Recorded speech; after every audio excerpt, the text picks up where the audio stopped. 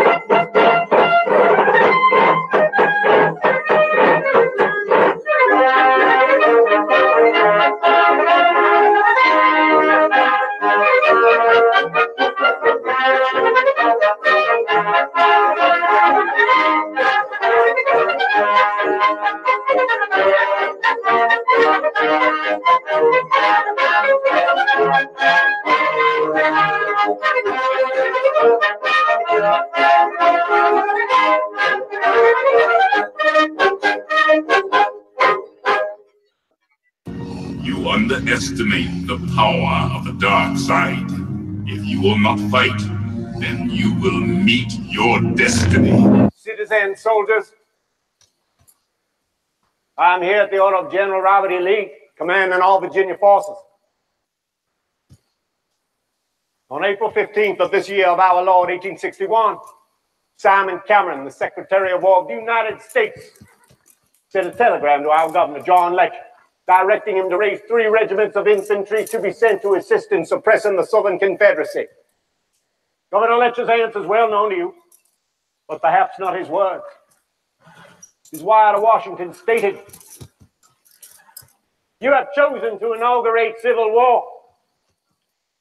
And having done so, we will meet you in a spirit as determined as the Lincoln administration has exhibited toward the South."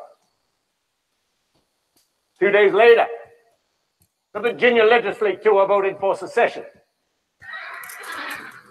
Just as we would not send any of our soldiers to march in other states and tyrannize other people, so will we never allow the armies of others to march into our state and tyrannize our people. Like many of you, indeed most of you, I've always been a Union man. It is not with joy or with a light heart that many of us have welcomed secession. Had our neighbors to the north practiced a less bellicose form of persuasion, perhaps this day might not have come, but that day has been thrust upon us like it was thrust upon our ancestors. The Lincoln administration required us to raise 3 regiments. Tell them we have done so. You cannot hide forever. Oh yeah, there's a dude right here. I didn't see when I came in. Yeah, he operates kind of quietly. Well, welcome back. This is the Bailey Report, only on the Cerberus Radio Network. I do have a guess. He had to step out for just a minute. Suzanne, however, has graced me with her presence for the moment. Mainly to make sure I behave myself, because I'm a truck driver and we can ramble and then it goes off the rails, and then we're sitting there going, when did we turn into dispatchers? So did you dodge that last winter storm that was supposed to be hitting you the other day, Suzanne? Yeah, you know, it wasn't too bad here. We had a little bit of snow, and then today and yesterday were our warmest days of the year. I actually got my little lounge chair out and sat outside and got some sunshine today. It was very nice. We still have some snow on the ground, but it is almost all gone. Well, In case you didn't know, I mean, if you lived in central Pennsylvania, you knew all about this. We had the snowpocalypse that never happened Wednesday. We were graced with what we were told was going to be 1 to 3 inches. Then it turned out to be 6 to 10, and we didn't even get a dusting. we were supposed to get 2 feet a couple weeks back, and I had just taken the plow off my side-by-side, and then we got maybe 4 or 5 inches, plowed a couple more times, and I'm hoping we're done for the year. I'm just over it. I think I think you sent me a mad face when I told you to watch out. There was a storm coming.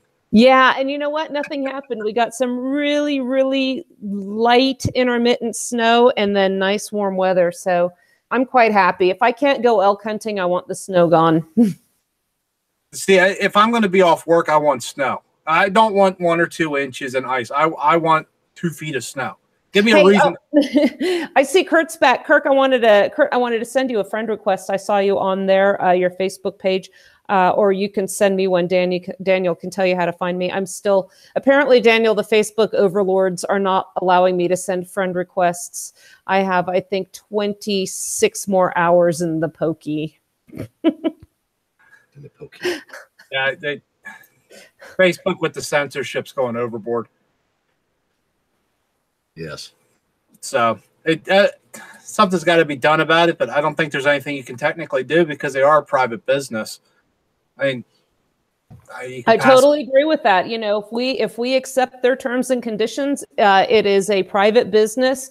We get it for free. What we don't know, I think there was an article that just came out. I have to find that again about how they are spying on people. Even if you don't have a Facebook account, if you access web pages or anything that has an advertisement, Facebook can still track that, even if you don't have a Facebook account. And in fact, they just came out and said, you know, it's not that we are the users of Facebook. We are the product. We are Facebook's product.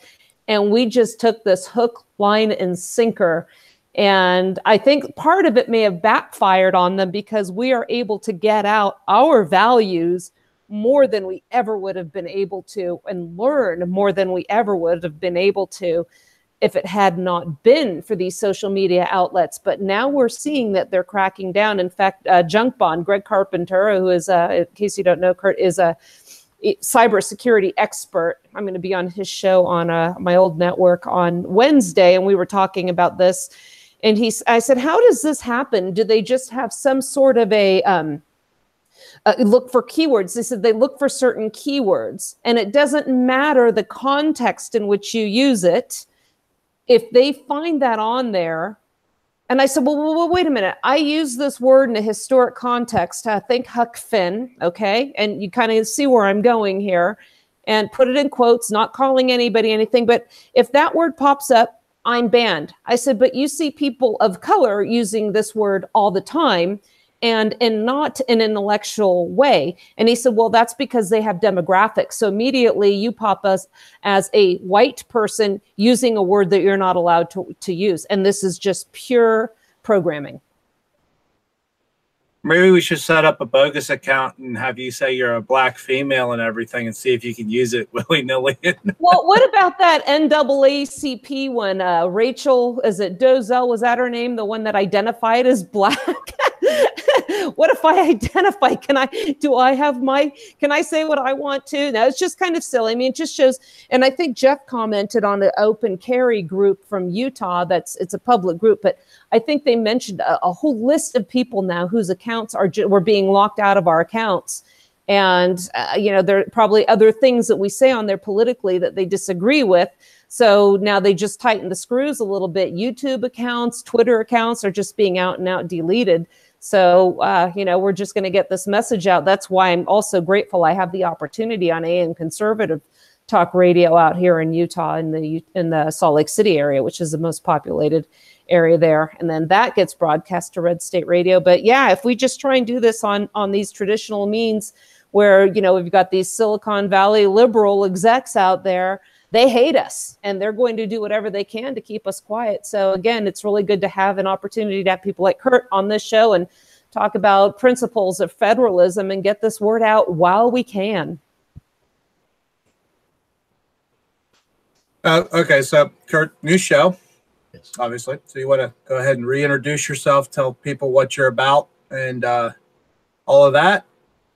My name is Kurt Holland. I'm originally from the state of Indiana, and I've lived in the Pennsylvania area now for quite a few years. I graduated from Indiana University, and then I got my master's from Liberty University in special education, and I've been teaching in Baltimore City. I'm an Army veteran, and I've worked for National Right to Work. I've attended the Leadership Institute in D.C. on many occasions. Actually, Kellyanne Conway taught one of the classes.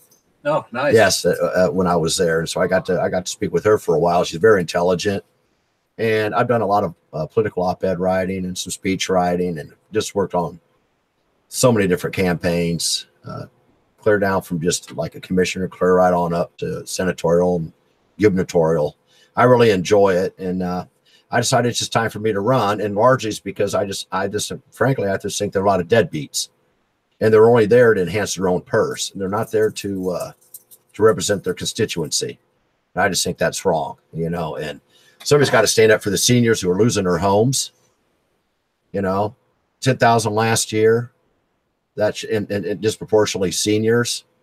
No, it's only going to get worse. And it's going to get worse. Yes, it will continue to get worse. And it's all hidden under what they call the school tax, which makes people believe that it's going to the schools. See, but it's not. It's going actually for the pensions. Yeah, because my school tax here for this little tiny house, or little tiny half of a house that I live in, my school taxes are over $700 a year. Just school taxes. Then I have another about $375 I got to pay to the borough or county or whoever it is. And then they cry they don't have any money. It's like, well, what do you mean you don't have any money? With as much money as I'm paying you, plus my income taxes and stuff, you should be swimming in money. They're swimming in money. Trust me. But what it is it's just you got a lot of incompetent people that don't know what they're doing and just misappropriated, and there's just no oversight. And that's what I'm saying when I'm elected.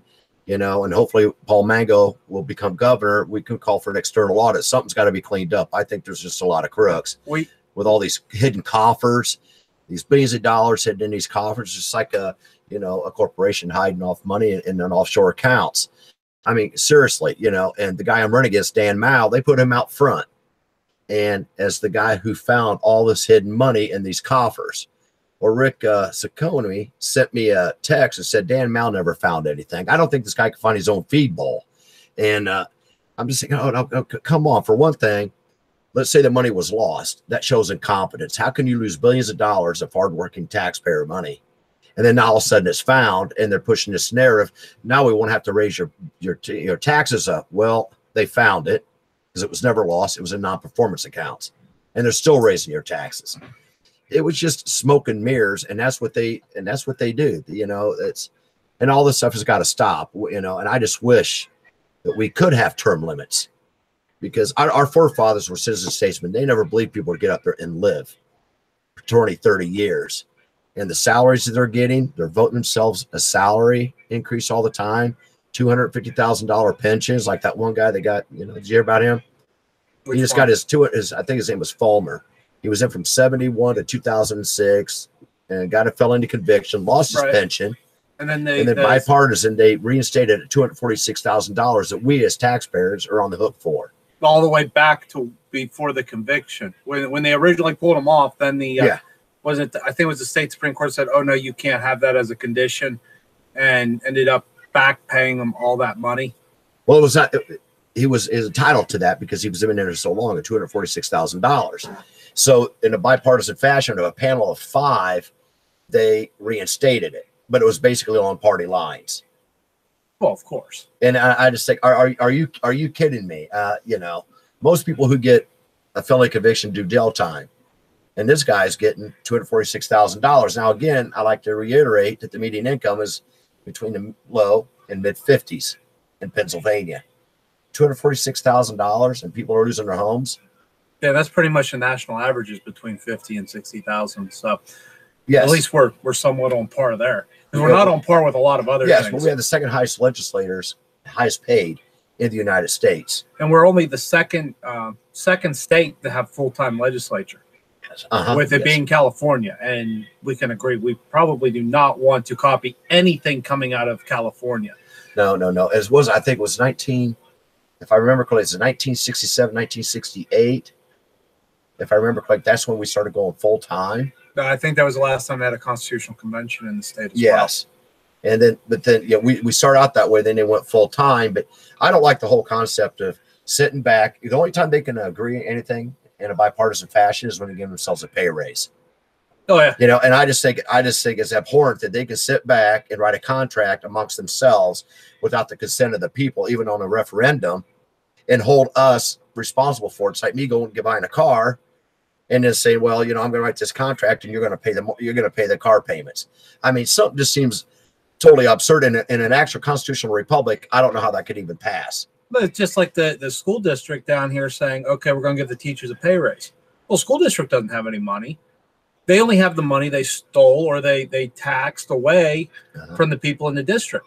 Exactly. Yep. But you don't get a vote on that contract. They don't put it up as a referendum. No. They just arbitrarily raise your taxes and then tell you you have no recourse against it because, well, you'd never vote on a tax increase because it'd be like cutting your own nose off. Yes. I mean, at the rate that we're losing our citizens, we're not going to have anybody left to tax.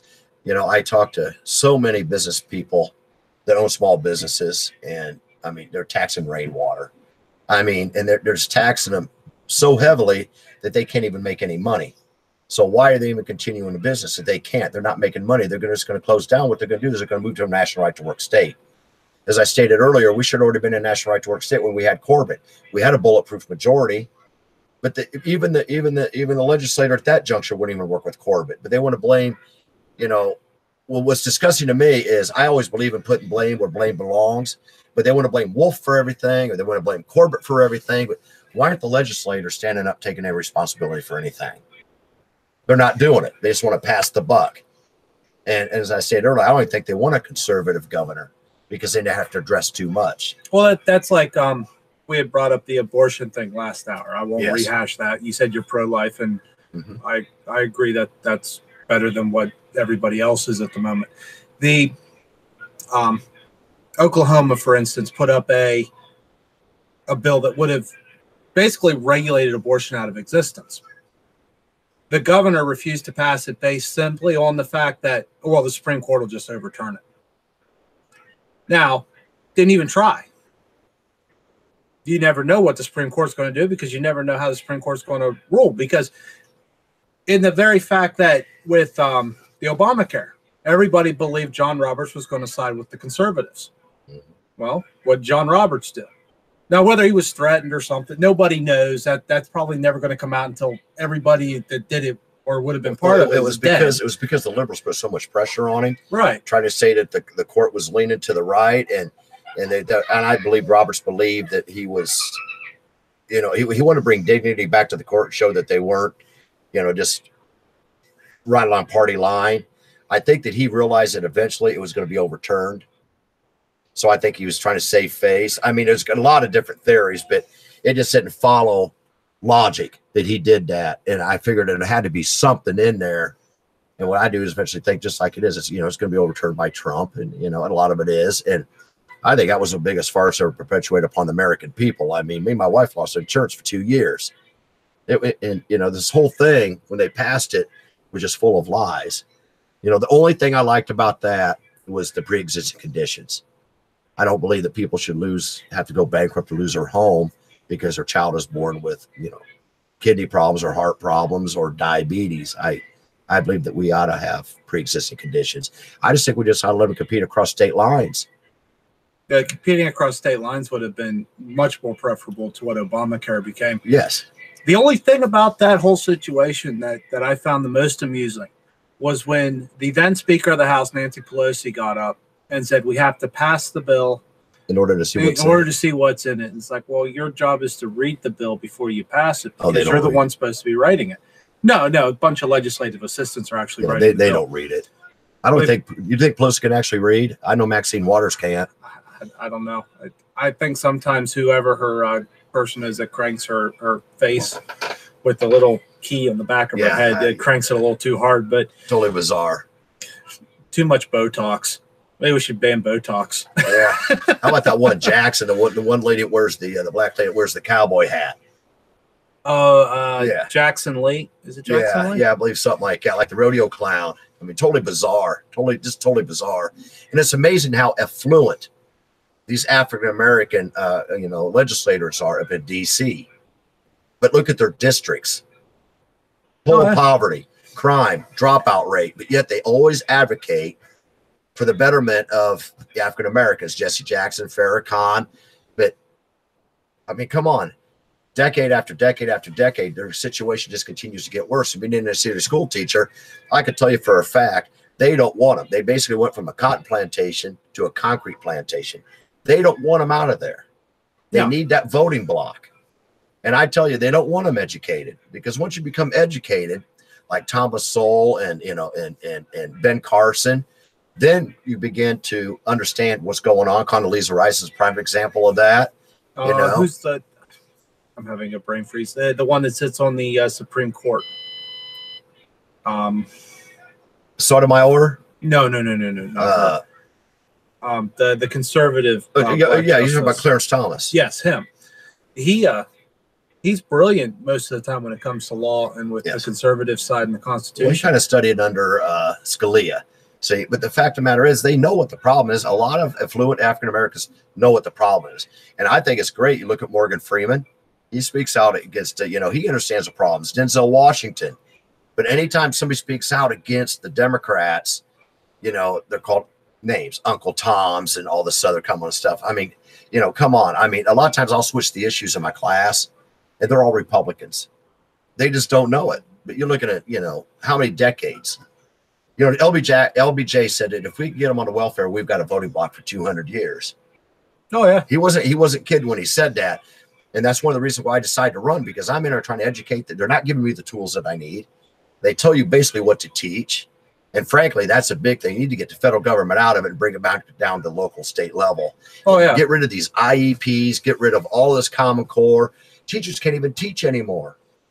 It should be run more or less like the Amish run the schools. Yes. I mean, you meet together, agree on how much it's going to cost, you split it amongst yourselves, and that's the end of it. And they would learn a lot more. They would learn so much more, and they'd come out far more educated than what they are. I mean, with all this technology, everything they have, they come out and they don't even know any more than probably a 4th or 5th grader. You ever notice they're all honor roll students today?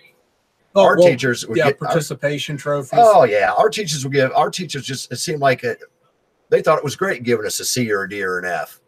But when we got home, it wasn't like our parents went to the teachers and started threatening them. No, we got whooped. We lost. We got grounded. We had to do extra chores. We didn't get an allowance. So we got punished. I went through private school, and in the private school, we did packet books. We had to do 12 packet books a year. It's the ACE program, if you were familiar with it. But if you didn't get a certain score on the test, or if you had too many errors in your work, they made you start the whole book over again. And you kept going through it until you learned the information in the book. And the goal of the information was to teach you how to research and how to learn, not what to learn. Yes. History was the only one that basically said, well, you need to memorize certain dates. Yes. And English has certain rules. But with like science, it was more or less how to find the answer. Math was how to get to the answer, not this Common Core garbage that they have today. You can't even figure out what 5 + 1 is without a sheet of paper. Bill Gates was largely behind all that, and he even admits that it was a failure. And it's just so time consuming. It's cumbersome. Just like writing an IEP. When you got 5 different students in your class, all on 5 different levels, all different ages. And one time I had to teach Brit Lit, American Lit, African American Studies, Government, U.S. History. How can one teacher do that and come up with the lesson plans and then all that? I had, like 6, chalkboards, and they were all just full of the Common Core stuff. I'm left with just a little space where I can write all this stuff in. And then the books are so old, they didn't even have the Common Core standards. It's just totally bizarre to me. And I'm thinking, I'm there because I understand a lot of those African Americans and those kids in the inner cities are very creative, and they've got brains. And They just need to get out of there. We just need to. And I know Paul Mango is very passionate about the plight of inner city youth as well as I am, and we can lift them up.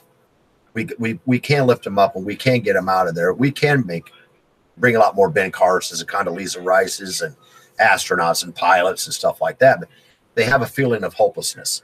Then you wonder why they get into gangs.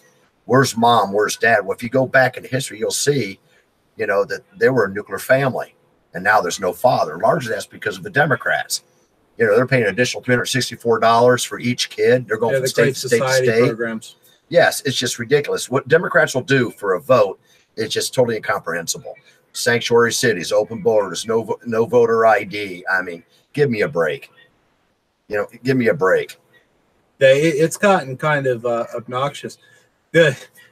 You were talking about the legislature not knowing how to do math. Well, in trucking, which I'm a truck driver, we have a joke that a dispatcher doesn't know how to read a map. Well, apparently the legislatures don't know how to use a calculator, because it's very simple math normally. Budgetary stuff normally is. The only difference is the amount of zeros you have on the budget. When you run out of money, you're out of money. You can't spend anymore unless you're in government, and then you just print, or somehow somebody loans you money. And I haven't figured out how you loan money, how you have a balanced budget and still owe $2 billion on the budget.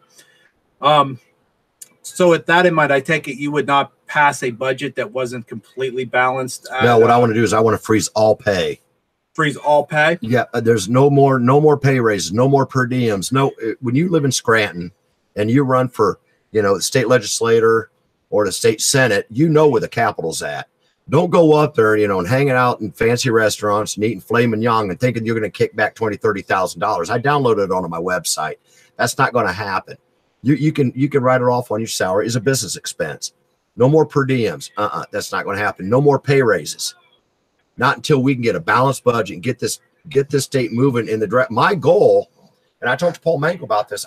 Wouldn't it be great to be able to mirror Texas? Become a national right to work state. We got all the roadways, bring manufacturing in here. Maybe, with Trump, another Bethlehem Steel. We've got it. We got too many retail jobs. They're not sustainable. We need sustainable jobs that's going to be able to sustain and support a family. We cannot continue to lose our citizens. Back into manufacturing and less into the service industry. Exactly. And we can do it. But we got deadbeats up there. But that only are concerned about lining their own pockets. They don't care about that 85-year-old losing their home. There's no way. And I'm not going to allow that. For one thing, a representative in a district could put an injunction. They could go to the governor. We could put an injunction in there. We could put them on a plan that would fit their budget so they won't have to lose their home. No, property rights in our Constitution. And they even talked about the U.S. Constitution about property rights. Now they hold our property as hostage. Right. It becomes a form of extortion. Exactly what it is. These drive-by assessments, which is totally illegal, no uniformity at all, needs to just, actually it's illegal and needs to do away with it. They're going to do an assessment. They need to do it like a bank, like Wells Fargo, what I used to work at, and just get comparable comps with certain geographical area with square footage, bathrooms and stuff like that. Instead of say, well, this house is worth $325,000 when it was only actually purchased for $220,000, but now you're paying taxes on that $320,000. See, that would be the only thing in California I'd love to bring here. In California, the way it works is, unless I have this wrong, this is what I was told, is that if you bought a piece of property and it had a outhouse on it, your property taxes were based on that outhouse.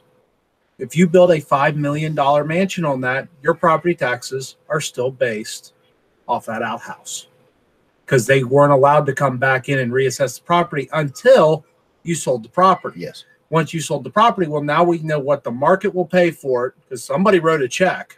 Yes.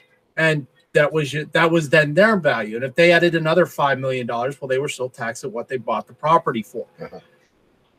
But I'd love to see the day when we could get completely away from property taxes altogether. Well, my plan is, and I know it will work, because I've studied other state models, I want to exempt seniors and the disabled over the age of 70 from all property taxes. Okay. They're supposed to be their golden years, not their poverty years. I was standing behind a lady in Walmart. One of her prescriptions was over $700. So that would be county and school tax. Oh, absolutely. I mean, hopefully we can get the school tax taken care of a lot sooner. I mean, just because there's so, you know, I was talking to her overnight. Her daddy, you know, is retired and everything. Only makes $800 a month. We've got illegals bringing in $4,000 a month. And here's a guy that's worked his whole life and paid taxes. Now he only gets $800 a month.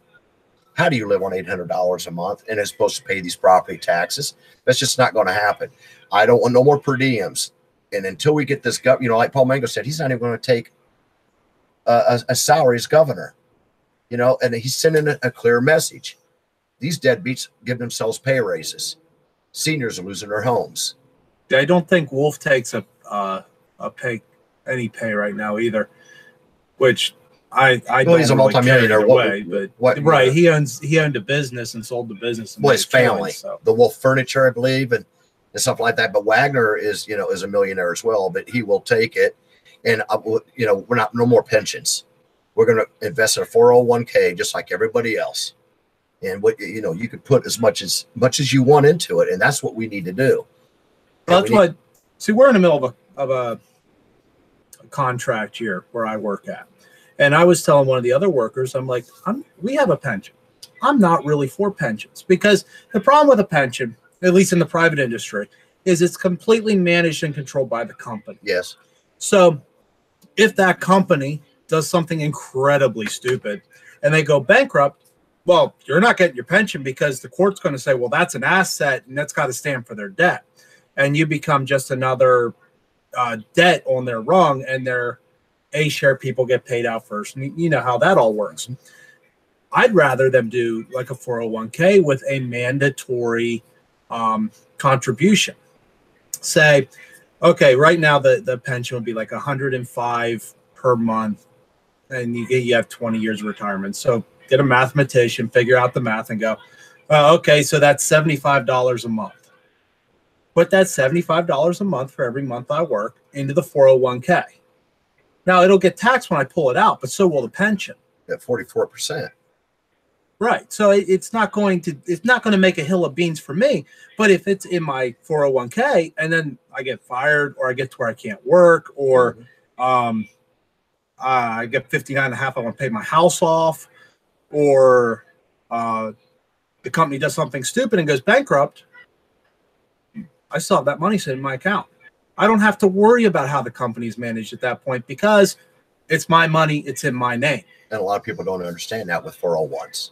Right. I read up on 401s. They don't realize that. See, actually, you're enhancing the profits of the company. But if the company goes over, so does your 401k. And that's the great trap. But we have to invest in something. I mean, I like your idea. There's a lot of different avenues we can look down, but I just think people need to invest in their own retirement and not just totally be dependent upon the taxpayers for their, you know, $200,000-$300,000, retirement. That's just ludicrous. Yeah, because I follow Dave Ramsey's plan, or I try to follow it as much as possible. If you're putting 15 to 20% of your income in per week for your retirement, then you're not going to need the government when you retire, because you're going to have more than enough money to supplement your income. And the market grows in an average somewhere between 8 and 12% on long scale average. So about every, 7 years or something, it doubles, or vice versa, or what have you. But you're going to have more growth there than what you're going to get in a pension fund. So personnel wise, I would think that would be better. When I was talking to one of the state senators, when it came up with this plan with the pensions, because the economy was riding high, it was about probably like in 03, 04, that, you know, it was riding high and everything. So that's when they passed it, you know, not thinking ahead that what goes up will come down.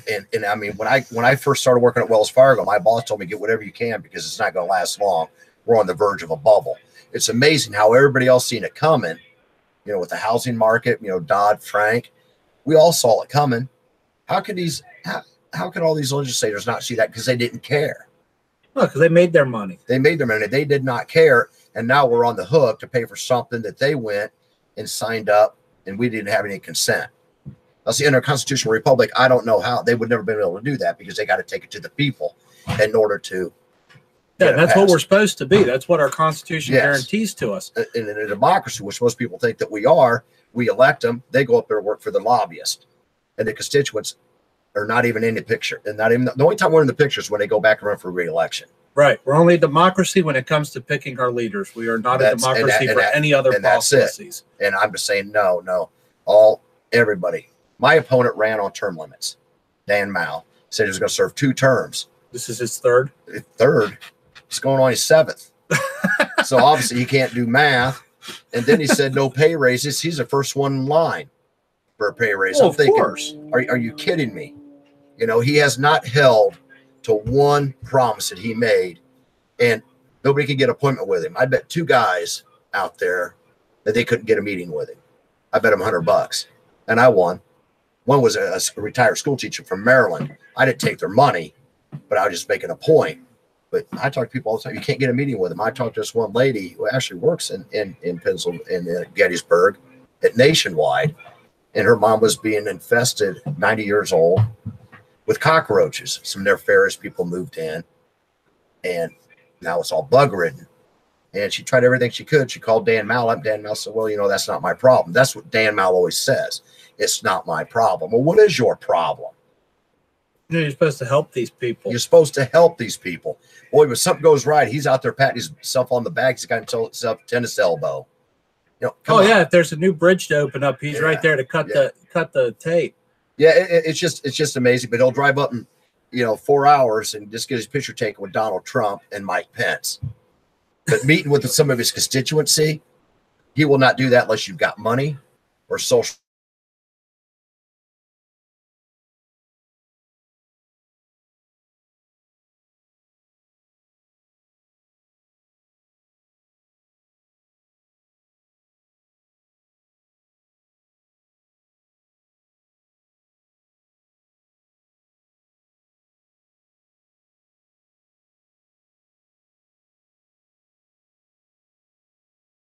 Standing mole up there because his name was Mao, M-O-U-L. So it's mole, Darth Maul. Yeah, it's just amazing. But yet running unopposed for 12 years. And it's amazing to me how the Adams County Committee, looks at me like a villain for running against him. It's like, it's taboo. I cannot do that. Well, yes, I can do that. That's the whole reason of having a primary is to have equal competition. Yes, it is. And he called me out of my special ed. Now get this. This is totally bizarre. Something I'll never forget the rest of my life. He called me out of my special education class. Right. And it said, I need to talk to you. So I thought he was going to be civil. He wanted me to meet him at the Lincoln Diner. And, let's just play this, let's just be respectful. Yeah, I appreciate that. When I get there, he tried to say, now this was the first time. See, the first time I didn't make it on the ballot. Because when I was asked to run against him, I only had like 3 weeks. I didn't have anything. I still had 354, but they're going to sue. Your they're going to get about 2/3 of those kicked off. So he said that the signatures were forged because some of his family and friends signed my petitions. Well, it was just me and my wife, and my wife's an HR director at the Daughters of Charity. They even had a parking ticket. And Mr. and Mrs. O'Brien, he's a Naval Academy graduate, retired. She's a naval federal worker. It was in female handwriting. And I'm going to hang on to these, Kirk. And if you ever run against me again, I'm going to muddy your name in the papers. And he held up this disc. And he says, you know what this is? I said, no. He goes, this is a Congressional Petition Committee disc. It doesn't exist. His secretary was there. There had to be a notary. He was forcing me to try to sign this candidate withdrawal form. This is how scuzzy this guy is. And I'm saying, you're blowing my mind here. None of this is in following logic. He goes, Kurt, you don't understand. We can't lose this seat. The seat was won from a Democrat, Maitland. Well, Maitland's mother and brother just signed my petition a week ago. Maitland has always been a Republican. He never beat the Democrat. He retired. And then Dan Mao came in there. He goes, Denise Shively's got to raise $100,000. I know Denise Shively. She was the Democrat running against Dan Mao. Okay. She only had $5,000. I mean, this guy lies so much that he doesn't even understand. I mean, it's just amazing. He says, I went out. He goes, Kirk, there's no way you can get 42 signatures in 2 hours in the rain. I told him I was in the Army. I slept in the rain. He said he went out and got 440 some odd signatures on his own. Nobody's ever seen him. He has everybody else doing all the work. He had this lady by the name of Bill Jackson, and Adine Devine sue my petitions, and she's in a wheelchair. It's just amazing to me. I went to court, and the lady sitting there from the voter's office, all the signatures come up on the screen, and they all matched. Oh. They all matched. And the judge even told me to run against him again. And then afterwards, the newspaper lady asked his lawyer, he only stands about this tall, and he just works out of a P.O. box, and he's small enough to work out of a P.O. box. He might even live out of one. Yeah, and I believe that he does. And she asked me, why do so many Democrats want to sign his petition? And he goes, they like him. They like what he's got to say. I really think is people just don't like Dan Mao, is what it is. They just don't like the man at all. Democrat, independent, conservative, they don't like him.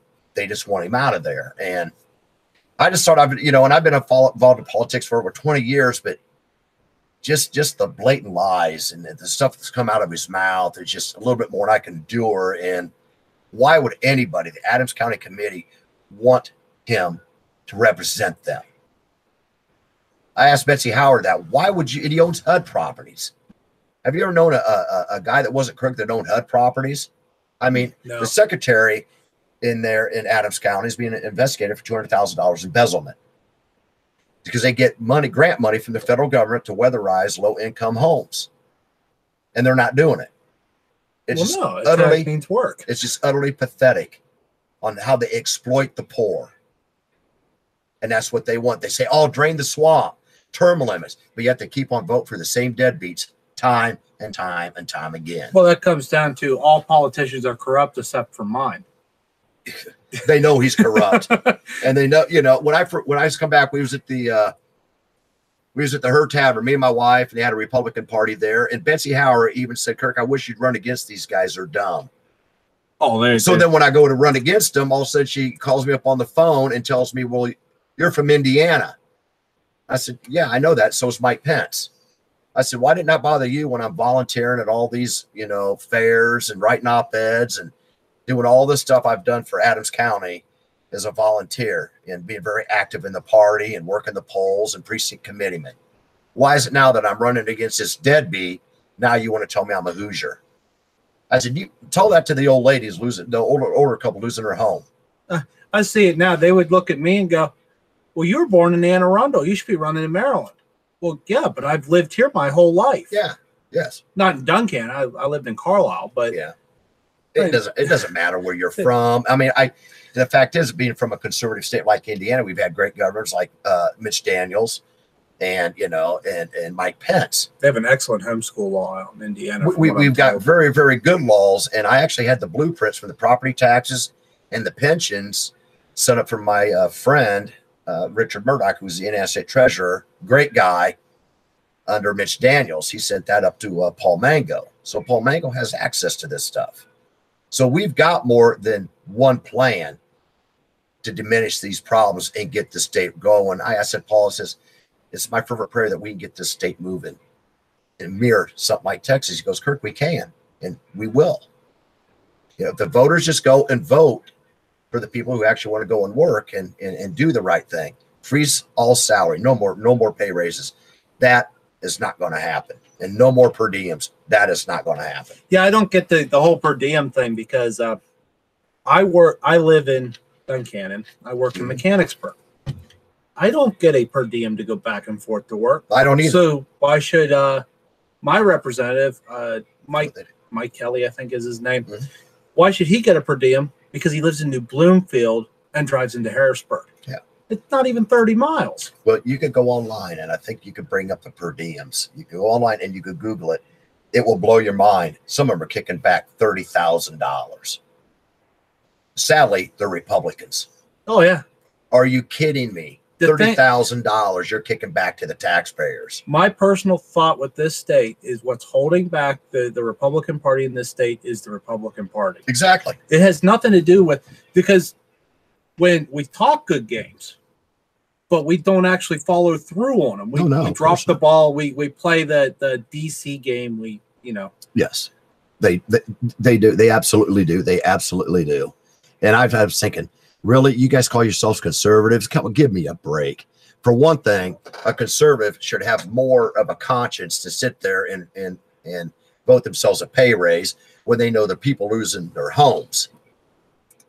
I mean, come on, seriously? No, companies are closing down. Pennsylvania is dying. Oh yeah, slowly. It is just dying, and we can revive it.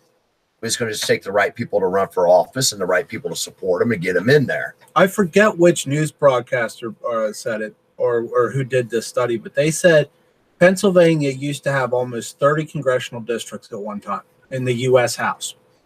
We're now down to 18, and we'll probably be down to close to 12 by the time the next census gets done, somewhere between 18 and 12. Texas will pick up seats. Utah will pick up seats. Nevada, Colorado, Carolinas, because that's where everybody's moving to. Because they're the national right to work states. Right, because that's where the jobs are. Exactly. Why? Because I'm in a union. I don't have a problem with the union, but you have to use common sense with it. See, the only thing I would have an issue with the right to work stuff is if you're at a union company and you're in a right to work, they force the union to still represent the non-union people. Exactly. So, and I would say, okay, you want to be right to work, that's fine. However, the union doesn't have to, for matters of discipline, doesn't have to represent a non-union employee at the building. You choose to either be in the union or choose not to be in the union. So if you get called in by the manager, don't expect the union to come running to your aid when you refuse to pay dues. I think what a lot of it was, and I got a couple of brothers who work for General Motors. When I worked for National Right to Work, we just said, basically what they did is, see, you work for a union and you're conservative. Well, they're taking money right out of your check to fund Democratic campaigns. Oh, I know. See, and that's totally unethical. What we just said is basically, look, you should not have to be forced to pay union dues. Right. But that doesn't mean that all of a sudden, they wouldn't represent you. Well, no, that's not the way it should. You should be represented, but they should not have to exploit you monetarily for that. That's just I do not want any of my money going to Democratic campaigns. So you're talking like a fair share thing then, where you have the right to work there, but you still have to pay some sort of due when they come in to help you. You have to pay the laborer's due type thing. Is what I'm getting at. But what I'm saying is totally no. You can opt out. In other words, they're opt out to 40 or 50 bucks they may take out of your paycheck a month. Because as a school teacher, I'll tell you, for example, we need protection anymore. I mean, they're coming after your left, they're coming after your left and right, So I mean, especially with the IEPs, you're talking about a floodgate of lawsuits. So, but I don't want my money to go to fund Democratic campaigns. I mean, why? They're the ones that start all the problems. So it just seems like a vicious perpetual cycle. I don't like it. But does it mean if I have an issue that I can't go and seek the help? I don't have to pay them. I mean, you stop and think about it. I mean, we're looking at a Hoffa here, it's just crazy. That's all it is. No. You don't have to be forced to pay union dues, but you can still be represented. But how do you pay for the representatives if you don't pay them any money? So why should the unions come in there and say, hey, we're going to take money out of your check, and they take that money and they fund Democratic campaigns? But the only way you're going to be, the only way that we are going to, defend you or stick up for you or whatever the case may be is if you pay union dues. That's extortion. That is nothing more than extortion. And a lot of people did not like that. There's a lot of teachers who don't want to join these unions. A lot of teachers are conservative, a lot more than what people think they are. And it's just because of that. They feel that they're forced. And if you're not a Democrat, if you're a conservative, you just better be lay down low in the educational system. they will find a way to fire you and get you out of there. You know, all I'm saying is you don't have to pay union dues in order to be represented by a union. That's what I'm saying. And that was the whole premise behind national right to work. The only thing I would worry about in that case is if everybody goes right to work then, but then only calls the union when they have a problem, there won't be a union to call at that point. Well, the unions are diminishing anyway. That they are. They're losing their power anyway. And frankly, when it was first enacted, the unions, when you go back to child labor laws. When they had 12-year-olds working in mills. That was, everything was fine. When Franklin D. Roosevelt started the welfare system, during the Depression and looked at people, everything starts good and it's meaningful. And then all of a sudden, here comes these slimy politicians, and they perverse everything. It becomes corrupt. And it comes corrupt. And that's how, like I said, LBJ got all these African Americans onto the welfare system, dragging away from the Republican Party and knowing that they're going to have a voting bloc for 200 years. So far, he's been right. Yes, he has. And it's just, unfortunately, it starts out good, but then you get these slimy politicians who perverse everything and just totally take everything out of the context and what it was meant for. And that's sad. It's like all these assessments that we have in educational system, it doesn't prove anything. Teachers don't want to mess with them. Students don't want to mess with them. These IEPs are so time consuming. Every one of these kids have a lawyer. We need to do some of these IEPs. We really, really do, because we're so overwhelmed with these, we can't even teach. Okay, well, for people that don't know, what is an IEP? It's an individual educational plan. Your first page is your behavioral. So there's different aspects. Some people have MR. I work with behavioral students, and then you have autistic. So that's done quarterly, and it basically takes all the power out of the teacher's hands and gives it to the parents and the students. It is bizarre. So you say, okay, this student reads on a 2.5 grade level. We got to do a progress report and try to get them up maybe to 3.2. That's our goal, say. But each student performs differently with a different teacher. That's just common, right? And these assessments, they just plop right through them, and they don't care. You know what I mean? So you don't accurately measure anything. It's all fluff, is what it is. Makes it look like you're doing something when you're not actually doing they're not doing anything. And I realized a long time ago, look, I don't even like these IEPs. I don't even want to write these IEPs. They're bizarre. A lot of kids don't even come to school. They only come to school long enough to continue to get their SSI. So how am I supposed to even do a progress report? It's baloney. It was so bad before I put my kids out of public school that they were sending those home for my two kids. My daughter was still in kindergarten, so they weren't worried about her, because for some reason we don't care about kindergartners. Just once they get to first grade and we can mandate they go to school all the time, then we care. They were sending it home, but they would never tell the parents what you were actually looking at. It was like, well, here's the assessment, have fun. Yeah. Yeah. It's just all about money. That's what it is. It's all about money. Like the LSATs for law school. Right. One time that was an apprenticeship. Now they realize they can make a lot of money. So they're selling the Princeton Review, the LSATs. And some people were just not good at these standardized tests. And, I met a girl who was a valedictorian, couldn't get through a standardized test. What it does, it takes a human element out of it. There's so many external variables that they can't, that they just can't measure. That test cannot measure that. Yeah, and they're just looking to see. They're looking at an IQ factor, and the IQ doesn't necessarily mean you're learning anything. No, it does not. And the fact is, you could guess right. A lot of people guess on them. You can guess right. You can guess wrong. It's just so arbitrary. It's all about money. It's all about money. Oh yeah, and see, even as a homeschooler, we have to do that. We have to call the evaluator double check, but you used to have to do them like 3rd, 6th, and 8th grade or something like that. But the district we're in is trying to tell us now that they have to be done every year. And it's like, oh, okay. Well, the state's paying for all these. It seems like an awful lot of government bloat here that's going to somebody in SAT land or ACT land or whatever that's making a ton of money off of these, and it takes. I believe they said this last year, which was the only decent thing I think Wolf's done the whole time he's been in, is they actually got rid of or changed how they were doing the exit exams or the high school level stuff. Yeah, the PSSAs. Yes. Yeah, because they said it's just ridiculous. You had kids doing nothing but taking tests. They weren't in the classroom. They were in the lunch hall taking the test repeatedly. My wife graduated from Alabama. She was in the public school system. You couldn't get a graduation down there unless you passed all the exit exams.